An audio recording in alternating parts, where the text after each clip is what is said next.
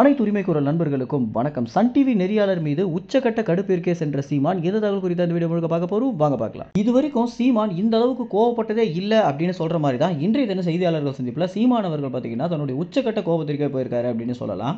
இறுதியாக ராஜவேல் நாகராஜனுடைய சர்ச்சைக்கு பிறகு தற்போது மீண்டும் செய்தியாளர்கள் சந்திப்புல சீமான் உச்சக்கட்ட கடுப்பிற்கே போயிருக்காரு. அதாவது சன் டிவியுடைய நெறியாளர் ஆரம்பத்துல இருந்தே சீமானிடம் அவதூறான கேள்விகளை கேட்டுட்டு இருந்ததும், சீமானை கோவப்படுத்தணும் அப்படின்ற இன்டென்ஷன்லேயே கேள்வி கேட்டுட்டு இருந்ததுனால பொறுத்து பொறுத்து பார்த்த சீமான் ஒரு இடத்துல உனக்கு என்னதான்டா பிரச்சனை அப்படின்னும், சன் டிவில இருந்து உங்ககிட்ட இந்த மாதிரி கேள்விகளை கேட்க சொல்லி அனுப்புறாங்களா, அல்லது நீயாகவே என்ன பிடிக்காம இந்த மாதிரி கேள்வியை கேட்கிறியா, அல்லது நீ விஜயோடைய ஆதரவாளரா அப்படின்னு ரொம்பவே பாத்தீங்கன்னா சீமான் அவர்கள் கோவப்பட்டு பேசியிருக்காரு. நெறியாளர் அப்படி என்னதான் கேள்வி கேட்டாரு அப்படின்னு பல வீடியோக்கள்ல பாத்தீங்கன்னா வெளிவராம தான் இருந்துட்டு இருக்கு. நெறியாளர் அங்க இருக்கும்போது சீமானிடம் தொடர்ச்சியாகவே 26 தேர்தலில் உங்களுக்கு டெபாசிட் கூட வராதுன்னு சொல்றாங்களே அப்படின்னும், விஜய் உங்களை வீழ்த்திட்டு வராமே அப்படின்னு சொல்றதுல இருந்து ஓட்டை நீங்க பிரிச்சுட்டு இருக்கீங்க அப்படின்னு தொடர்ச்சியாகவே சீமானுடைய கட்சியை மொக்க பண்ற மாதிரியே கேள்வி கேட்டுட்டு இருந்தனால தான் ரொம்பவே காண்டாகி சீமான் அவர்கள் பாத்தீங்கன்னா, உனக்கு என்ன பிடிக்கல அப்படின்னா என்னுடைய செய்தியாளர்கள் சந்திப்புக்கு நீ வரவே தேவையில்லை அப்படின்னும், இந்த மாதிரி வந்துட்டு என்னை கோவப்படுத்தணும் அப்படின்ற நோக்கத்திலே நீங்க கேள்வி கேட்கறது அப்படின்றது நான் என்ன நினைக்கிறேன் அப்படின்ற விஷயத்த மக்களுக்கு சொல்ல முடியாம போயிடுது அப்படின்னு ரொம்பவே மனமுருகி சீமான் அவர்கள் பேசியிருக்காரு.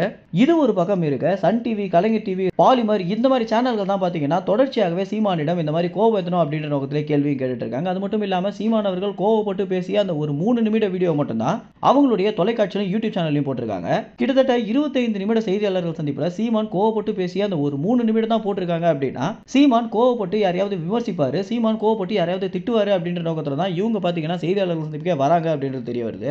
இந்த ஒரு விஷயத்துல மக்கள் முழுக்க முழுக்க சீமான் அவர்களுக்கு ஆதரவாக மாறி இருந்தது தான் அனைவருமே ஆச்சரியப்படக்கூடிய விஷயமாகவும் மாறி இருக்கு அப்படின்னு சொல்லலாம். ஏன்னா ஆரம்பத்துல சீமான் அவர்கள் கோவப்பட்டு பேசிய வீடியோ மட்டுமே பார்த்த மக்கள் அதற்கு அடுத்தபடியாக முழு வீடியோமே பார்த்த பிறகு ஒரு அங்கீகரிக்கப்பட்ட அரசியல் கட்சி தலைவரிடம் இந்த மாதிரி தான் கேள்விகளை கேட்பீங்களா அப்படின்னும், உங்களுக்கு தைரியம் இருந்தா விஜய், ஸ்டாலின், உதயநிதி ஸ்டாலின் இந்த மாதிரி ஆட்கள்கிட்ட போயிட்டு கேள்வி கேளுங்க. ஒரு மனுஷன் செய்தியாளர்கள் சந்திப்பு தராரு, நீங்க கேட்கிற கேள்விக்கெல்லாம் பதில் சொல்றாரு அப்படின்னா உங்களுடைய இஷ்டத்துக்கு நீங்க கேள்வி கேட்க கூடாது அப்படின்னு வேறு கட்சியில் இருக்கக்கூடிய நிர்வாகிகள் கூட பாத்தீங்கன்னா இந்த ஒரு விஷயத்துல சீமானுக்கு ஸ்டாண்ட் எடுத்து நின்னது அப்படின்றது அனைவருமே வியக்கும்படியாக தான் இருந்துச்சு அப்படின்னு சொல்லலாம். மேலும் இந்த தகவல் குறித்து என்ன நினைக்கிறீங்க அப்படின்ற உங்களுடைய கருத்துக்களை கமெண்ட்ஸ்ல தெரிவிங்க. நன்றி, வணக்கம்.